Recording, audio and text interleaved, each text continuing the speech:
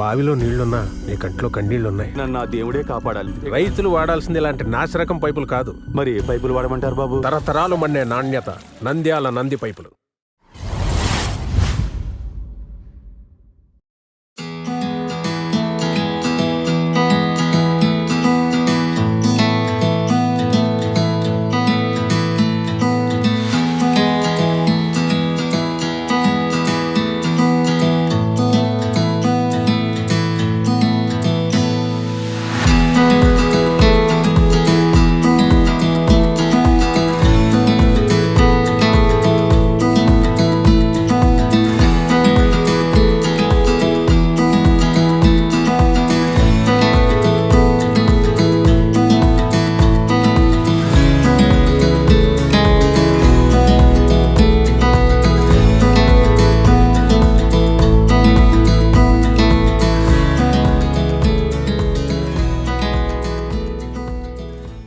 అందుబాటులోకి తీసుకొచ్చాము. అలాగే రైస్ చూస్తే డిఫరెంట్ వెరైటీస్ 55, 60, 65 వరకు కూడా బయట మార్కెట్లో వెళ్తూ ఉన్నాయి. రైస్ మిల్లర్స్ అసోసియేషన్ సహకారంతో మనము స్టీమ్డ్ రైస్ అయితే 49 రూపీస్కి, రా రైస్ అయితే 48 రూపీస్కి ప్రజలకు అందుబాటులో తీసుకొచ్చాము. కాబట్టి ప్రజలందరూ కూడా ఈ అవకాశాన్ని వినియోగించుకోవాలి.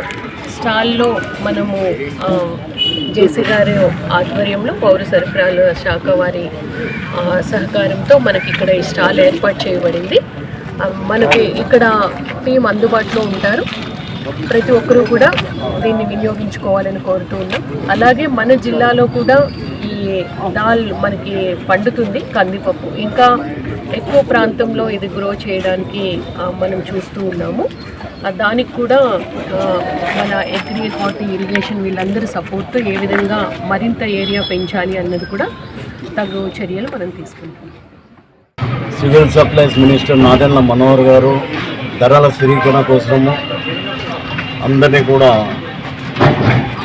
State wide dal mills association వాళ్ళను మరియు రైస్ మిల్స్ అసోసియేషన్ వాళ్ళను అందరినీ సమావేశానికి రమ్మని చెప్పి పిలవడము, మేమందరం అక్కడ వెళ్ళడము, వారి ఆదేశానుసారము కందిపప్పు మార్కెట్లో 180 రూపాయలు ఉంది, 160 రూపాయలకు చేయండి అని చెప్పి చెప్పడం జరిగింది.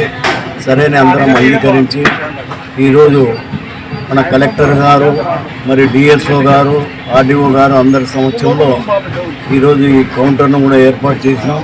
కాబట్టి ప్రజలందరూ కూడా మంచి నాణ్యమైన కందిపప్పు 160 రూపాయల కిలో వాళ్ళ ఆధార్ కార్డు తెచ్చుకొని నమోదు చేసుకొని కేజీ ప్రకారం తీసుకుపోవాల్సిందిగా కోరుతున్నాం.